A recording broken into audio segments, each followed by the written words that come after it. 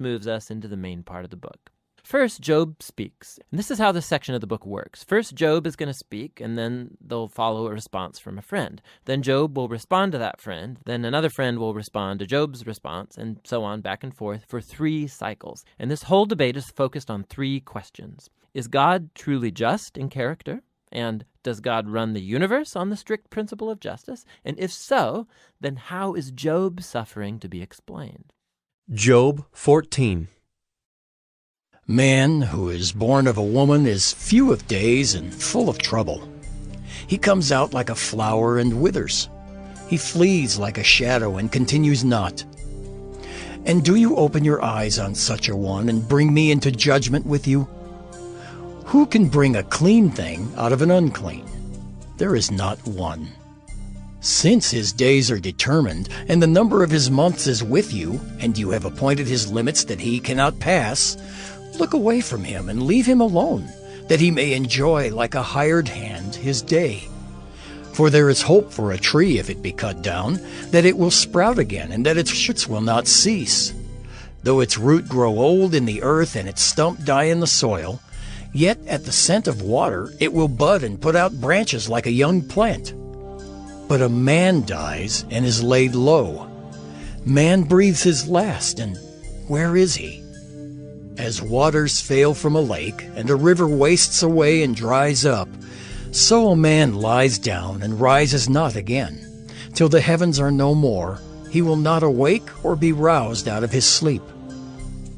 Oh, that you would hide me in Sheol, that you would conceal me until your wrath be past, that you would appoint me a set time and remember me. If a man dies, shall he live again? All the days of my service I would wait till my renewal should come. You would call, and I would answer you.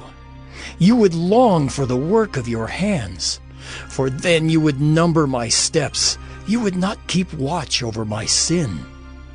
My transgression would be sealed up in a bag, and you would cover over my iniquity.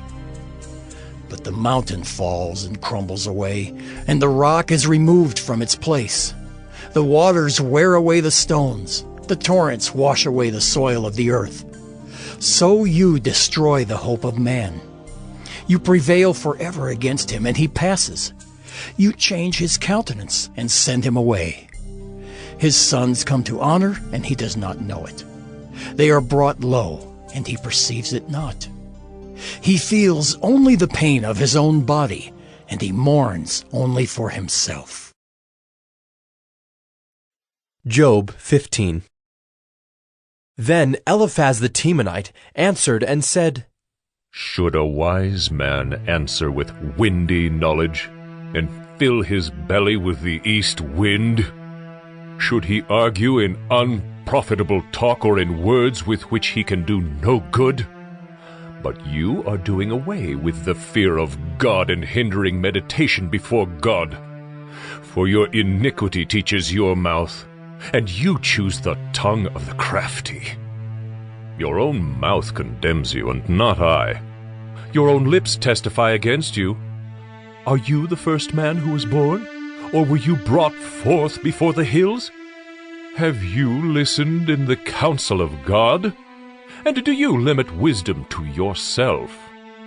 What do you know that we do not know? What do you understand that is not clear to us? Both the gray-haired and the aged are among us, older than your father. Are the comforts of God too small for you, or the word that deals gently with you? Why does your heart carry you away, and why do your eyes flash, that you turn your spirit against God and bring such words out of your mouth? What is man that he can be pure, or he who is born of a woman that he can be righteous? Behold, God puts no trust in his holy ones, and the heavens are not pure in his sight. How much less one who is abominable and corrupt, a man who drinks injustice like water? I will show you. Hear me, and what I have seen I will declare. What wise men have told, without hiding it from their fathers, to whom alone the land was given, and no stranger passed among them? The wicked man writhes in pain all his days, through all the years that are laid up for the ruthless. Dreadful sounds are in his ears. In prosperity the destroyer will come upon him. He does not believe that he will return out of darkness, and he is marked for the sword. He wanders abroad for bread, saying, "Where is it?" He knows that a day of darkness is ready at his hand. Distress and anguish terrify him. They prevail against him like a king ready for battle. Because he has stretched out his hand against God and defies the Almighty, running stubbornly against him with a thickly bossed shield, because he has covered his face with his fat, and gathered fat upon his waist, and has lived in desolate cities, in houses that none should inhabit, which were ready to become heaps of ruins, he will not be rich, and his wealth will not endure, nor will his possessions spread over the earth. He will not depart from darkness. The flame will dry up his shoots, and by the breath of his mouth he will depart.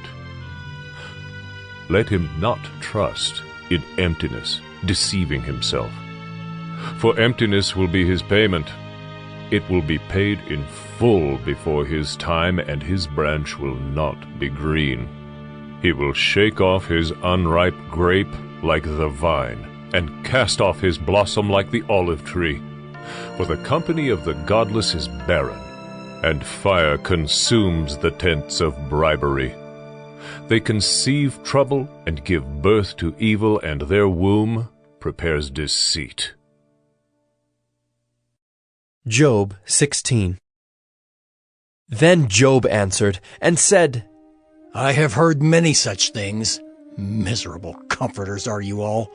Shall windy words have an end? Or what provokes you that you answer? I also could speak as you do if you were in my place. I could join words together against you and shake my head at you. I could strengthen you with my mouth, and the solace of my lips would assuage your pain.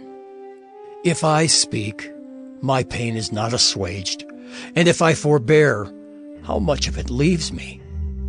Surely now God has worn me out. He has made desolate all my company. And he has shriveled me up, which is a witness against me, and my leanness has risen up against me. It testifies to my face. He has torn me in his wrath and hated me. He has gnashed his teeth at me. My adversary sharpens his eyes against me. Men have gaped at me with their mouth. They have struck me insolently on the cheek. They mass themselves together against me. God gives me up to the ungodly and casts me into the hands of the wicked. I was at ease, and he broke me apart. He seized me by the neck and dashed me to pieces. He set me up as his target. His archers surround me. He slashes open my kidneys and does not spare. He pours out my gall on the ground. He breaks me with breach upon breach. He runs upon me like a warrior. I have sewed sackcloth upon my skin and have laid my strength in the dust. My face is red with weeping, and on my eyelids is deep darkness, although there is no violence in my hands, and my prayer is pure. O earth, cover not my blood, and let my cry find no resting place. Even now, behold, my witness is in heaven, and he who testifies for me is on high. My friends scorn me. My eye pours out tears to God, that he would argue the case of a man with God, as a son of man does with his neighbor. For when a few years have come, I shall go the way from which I shall not return.